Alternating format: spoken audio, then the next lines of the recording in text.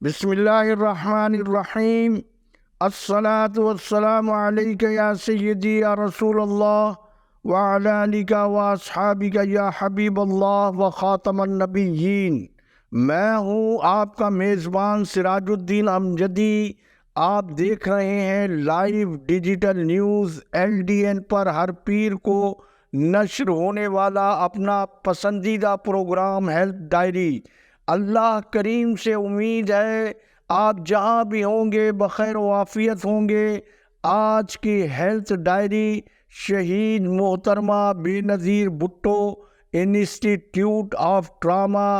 SMBBIT Karachi غریب مریضوں کی خدمت کے بجائے مفادات پر مبنی کارکردگی رپورٹ اور صحت کی دیگر اہم خبروں پر مشتمل ہے۔ مذکورہ پاکستان کے پہلے سرکاری ٹراما سینٹر کراچی کا پس منظر یہ ہے کہ اس کی پہلی عمارت کرن اسپتال صفورہ گوٹھ میں آخری مرحلے میں تھی، اور یہ تصور محکمہ صحت سندھ کے مایہ ناز بین الاقوامی شہرت یافتہ پروفیسر آف سرجری موجودہ یونیورسٹی آف ہیلتھ سائنسز کے وائس چانسلر پروفیسر محمد سعید قریشی کا تھا، لیکن مشرف کے عہد اقتدار میں سندھ کے وزیر صحت لیفٹیننٹ جنرل ریٹائرڈ ڈاکٹر احسان احمد نے ٹراما سینٹر کے اربوں روپے کی طبی مشینری کے فنڈ نہ ہونے کے بہانے مذکورہ ٹراما سینٹر کو نجکاری کی فہرست میں شامل کروا کر زمین اور زیر تعمیر سرکاری عمارت کو نیلام کر دیا گیا، جہاں آج فلاحی اسپتال کے نام پر پرائیویٹ میمن اسپتال قائم ہے، جس کے اخراجات عام اور متوسط طبقے کے مریضوں سے ماوراء ہیں۔ بعد ازاں سندھ میں وزارت صحت قابلیت کی بنیاد پر رہی رشتے قربت اور نوازنے کی قومی سیاسی تاریخ کو دہراتے ہوئے یہ تاج مشیر صحت سندھ فیصل ملک گپول کے سر پر سجایا گیا۔ فیصل ملک گپول نئے ٹراما سینٹر کی جگہ کے تعین کے لیے پروفیسر محمد سعید قریشی کو سندھ سروسز اسپتال اور موجودہ جگہ جہاں ٹراما سینٹر تعمیر ہوا ہے ان جگہوں پر لے کر گھومتے پھرتے رہے۔ بالآخر موجودہ جگہ پر ٹراما سینٹر کی عمارت بنانے کا حتمی فیصلہ اور رمضان المبارک میں مذکورہ عمارت کی سنگ بنیاد کی تقریب افطار پارٹی میں ہوئی، جہاں ناچیز کے حصے میں افطار کے بعد نماز مغرب کی امامت کی سعادت حاصل ہوئی،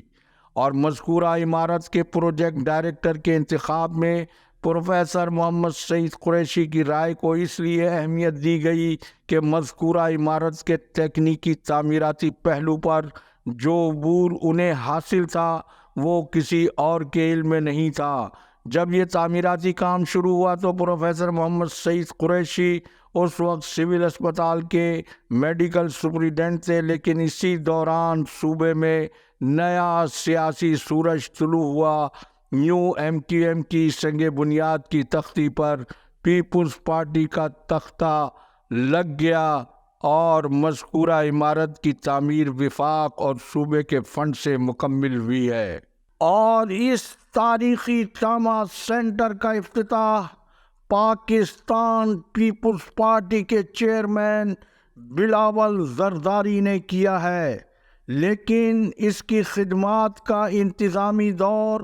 جسے مثالی قرار دیا جا سکتا ہے وہ پروفیسر محمد سعید قریشی سے لے کر ڈاکٹر یاسمین کھرل تک کا محدود دور ہے۔ اس کے بعد مختصر مدت کے لیے آنے والے اور اضافی چارج پر جتنے انتظامی سربراہان آئے انہوں نے وقت گزاری کی، لیکن موجودہ انتظامی سربراہ جو بدقسمتی سے ایک ایسی سلیکشن کمیٹی کے ذریعے منتخب ہوئے ہیں جن کے چیئرمین سے لے کر ممبران تک کی اپنی حیثیت نہ صرف خلاف قانون ہے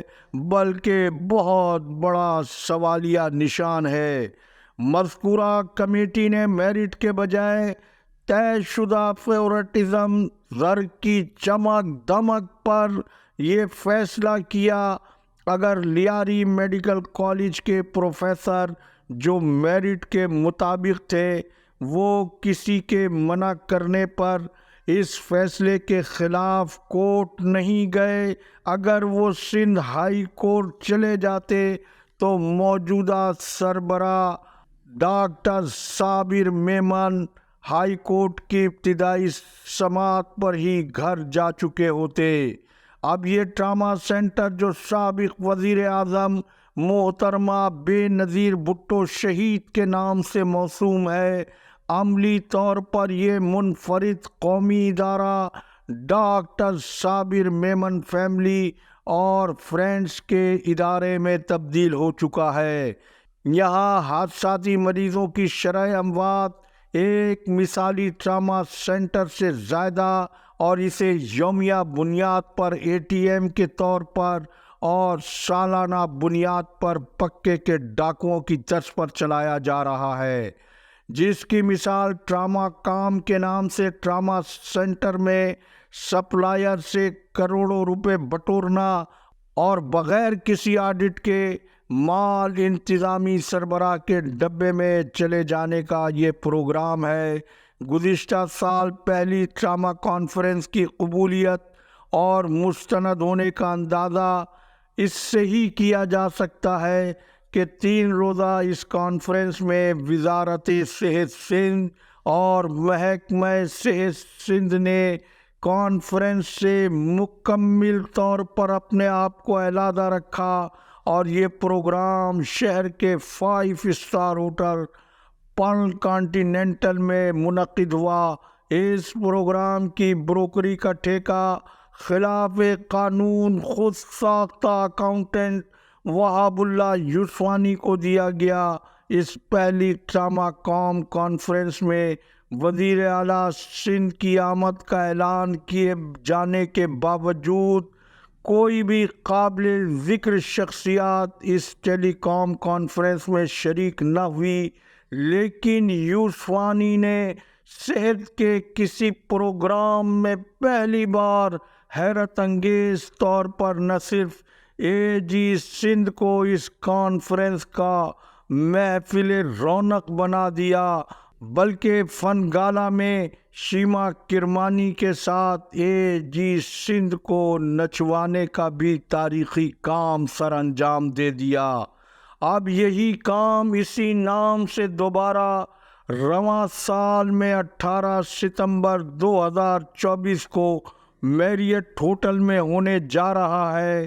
جس کے لیے اس بار یوسفانی کو ڈاکٹر صابر میمن کی جانب سے بلینک چیک دیے جانے کے بجائے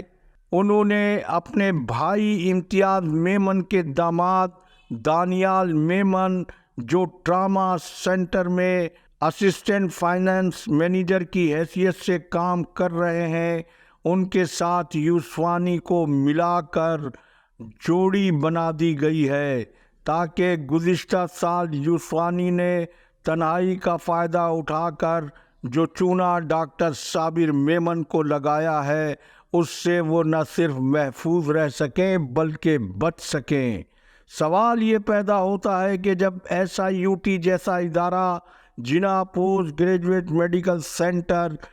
یونیورسٹی آف ہیلتھ سائنسز قومی اور بین الاقوامی اپنی طبی کانفرنسز اپنے احاطے میں موجودہ آڈیٹوریم میں منعقد کرتی ہیں، اور ٹراما سینٹر میں تو ویسے بھی ہر فلور پر بڑے بڑے آڈیٹوریم موجود ہیں، تو یہ کانفرنس 5 اسٹار ہوٹل میں کروا کر جب ملک اور صوبہ معاشی بحران سے دوچار ہے، وزیر اعلیٰ سندھ نے نئے ترقیاتی منصوبوں کو روک دینے کا واضح حکم جاری کر دیا ہے، تو ڈاکٹر صابر میمن 5 اسٹار ہوٹل میں ٹراما سینٹر کی نرسز، آیائے اور پیرامیڈیکل اسٹاف سمیت اپنے دوستوں کی فیملی سے حال بھر کر کون سا پیغام دینا چاہتے ہیں؟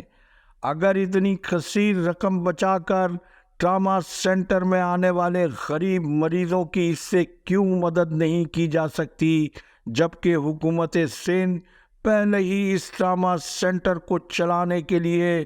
سالانہ اربوں روپے کا فنڈز اور بجٹ فراہم کر رہی ہے۔ وزیر صحت و بہبود آبادی کو بے نظیر بھٹو کے نام سے موسوم ایسی پرائیویٹ ایکٹیویٹیز کا فوری نوٹس لینا چاہیے کہ بے نظیر بھٹو ٹراما سینٹر کو نیلام گھر بنانے سے آخر کون روکے گا، جس سے حکومت سندھ اور حکومتی جماعت کی ساکھ کو عوامی سطح پر ایسے کھیل تماشوں سے ناقابل تلافی نقصان پہنچ رہا ہے۔ آج کے پروگرام کے آخر میں پاکستان نرسنگ مڈ وائفری کونسل کے اکاؤنٹنٹ جمشید خٹک کو سرکاری خزانے میں مبینہ لاکھوں روپے کا نقصان پہنچانے اور خرد بت پر وفاقی حکومت کی جانب سے جبری برطرفی کا حکم جاری کر دیا گیا ہے۔ اس سرکاری حکم کا عکس آپ ہماری اسکرین پر ملاحظہ فرمائے۔ جبری برطرفی کا حکم آپ نے ملاحظہ کیا۔ نرسنگ مافیا مذکورہ عبرتناک انجام سے سبق حاصل کرے۔ انشاءاللہ منگل کو کارساز حادثے کی نتاشا کی تہلکہ خیز رپورٹ آپ ملاحظہ فرمائیں۔ وقت ختم ہوا۔ اللہ حافظ۔ پاکستان زندہ باد۔ عوام و افواج پاکستان پائندہ باد۔